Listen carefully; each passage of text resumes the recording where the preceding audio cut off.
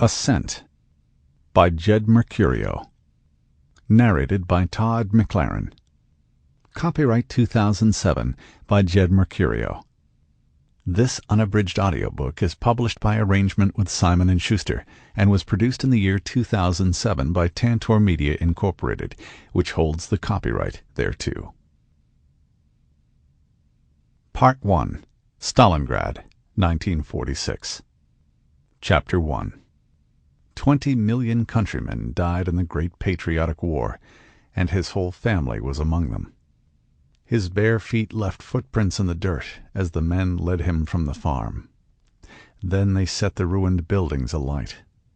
What had been his life to this point vanished into smoke.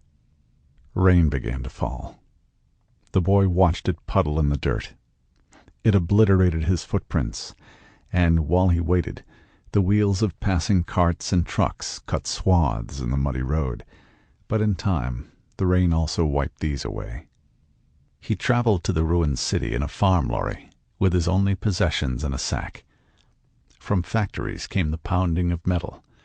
The noise passed up from the earth like a groan. By the time they reached the orphanage, night had fallen. The other boys watched him being led into the mess hall. He was big for his age, so therefore a target.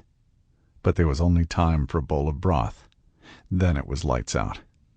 Frost glistened on the window panes, but the oil ration went to the factories, so the stoves at each end of the dormitory remained unlit. He was accustomed to the silence of the countryside, but in the city the pounding of machines continued through the night. There was so much to repair, so much to rebuild.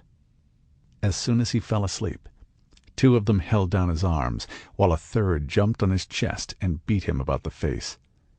The other boys expected him to cry himself to sleep, but he was done with crying. In the morning, blood stained his pillow. One of his teeth lay on the floor, and his sack was empty. At inspection, the warden paused at his bunk. "New boy?" He nodded. "Name?" Yefgeni Yeremin. "What's all this, then?" The other boys stared straight ahead. None would ever admit having seen or heard a thing. Yefgeni remained silent, so he was deprived of breakfast and instead made to scrub his own sheets. That night they left him alone, but that was part of their game. They dragged another boy out of his bunk and buggered him over the stove that was unlit for lack of oil, and Yefgeni curled up and tried to sleep. Being sent here. Sample complete. Ready to continue?